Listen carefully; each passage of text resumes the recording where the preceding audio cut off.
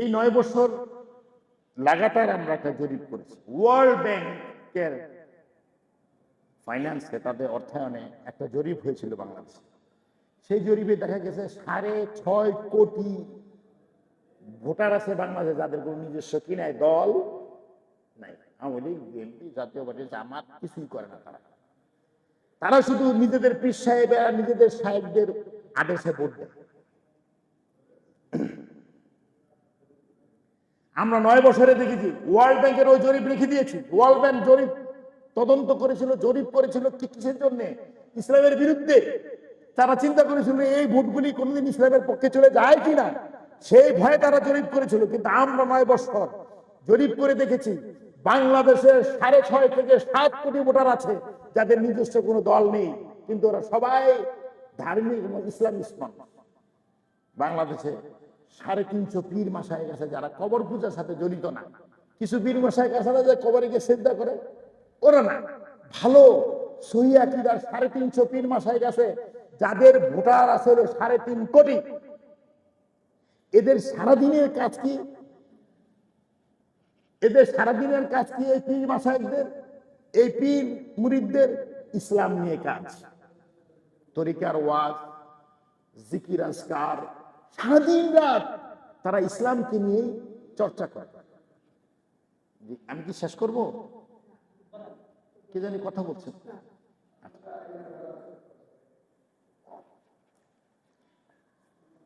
আমরা দেখেছি বাংলাদেশে 9 বছর এটা জরিপ করেছি।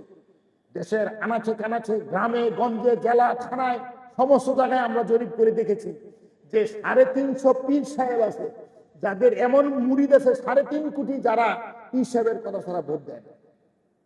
কি করে না? ভোট দেয়। তাদের কোনো নিজস্ব দল নেই। এটা একটা গ্রুপ। আরো একটা গ্রুপ আমরা পেয়েছি আহলে হাদিস সালাফি। তাদের ভোট বাংলাদেশে 4 কোটি ভোট। ধরেন কাস্টেবল ভোট মিনিমাম 3.5 কোটি। এরা সারাদিন এদের কাজ হলো কোরআন, সহি হাদিস, আল্লাহ কি বলছে, আল্লাহ রাসূল, সারাদিন তারা এই নিয়েই চলে। মানে ইসলামিক। এই দুইটা গ্রুপে ইসলামী লোক যারা, এরা কিছু মনোমালিন্যের কারণে এরা সবসময় তাগুতকে ভোট দিয়েছে। এরা সবসময় আওয়ামী লীগকে এবং বিএনপিকে ভোট দিয়েছে। এরা কোনো ইসলামী দলকে ভোট দেয় নাই।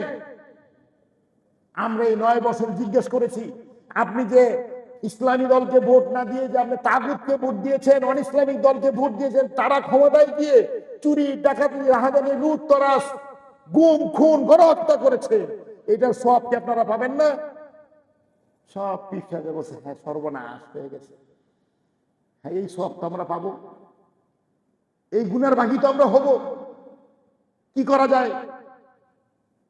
প্রত্যেক ব্যক্তিকে যা হত্যা করেছে আওয়ামী লীগ, তার বাড়িতে সকল পীর মুরিদদের যেতে হবে, সবাইকে গিয়ে যারা ভোট দিয়েছে বলতে হবে আমাকে মাফ করবে। মাফ করবে? যার ছেলেকে হত্যা করেছে কোনদিন মাফ করবে? করবে। কি করা যায়? ঠিক তার উল্টা দিকে দিকে অন্য মেরুর লোক সালাফি আহলে হাদিস, তারা সারা যে 54 বছরই তারা আওয়ামী লীগকে ভোট দিয়ে আসছে। বলেন নাউজুবিল্লাহ। ভোট দিয়ে এসে কি করেছে?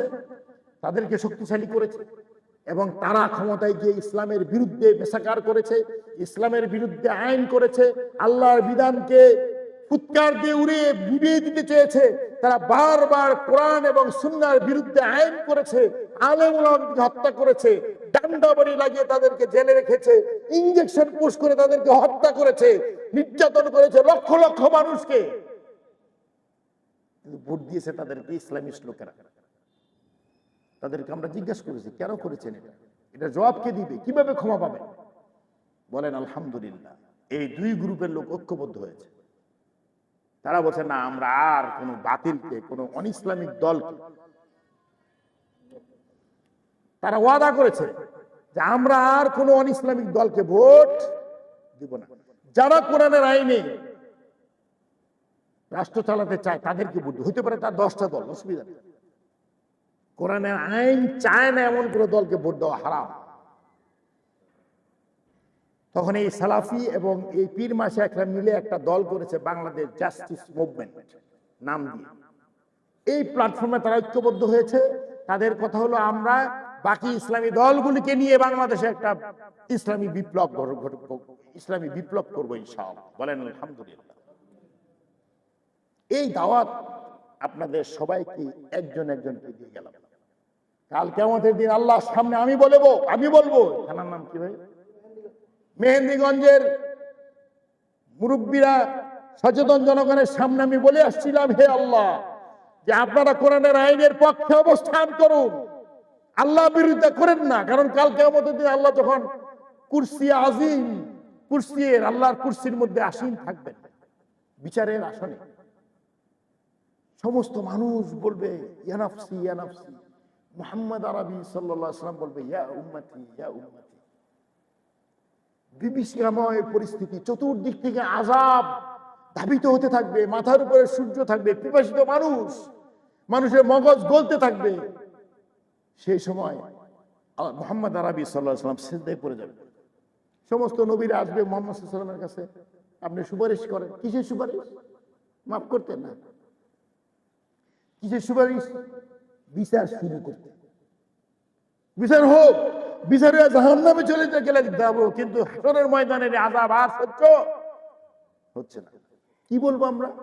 যখন সিংহা ফুৎ দেওয়া হবে, সিংহে যখন ফুৎকার দেওয়া হবে, তখন কবর থেকে মানুষ উঠে ঝাড়া দিয়ে উঠবে, উঠে বলবে ইয়া ওয়াইলানা মান বা'সানা মিন মারকাদিনা হাযা।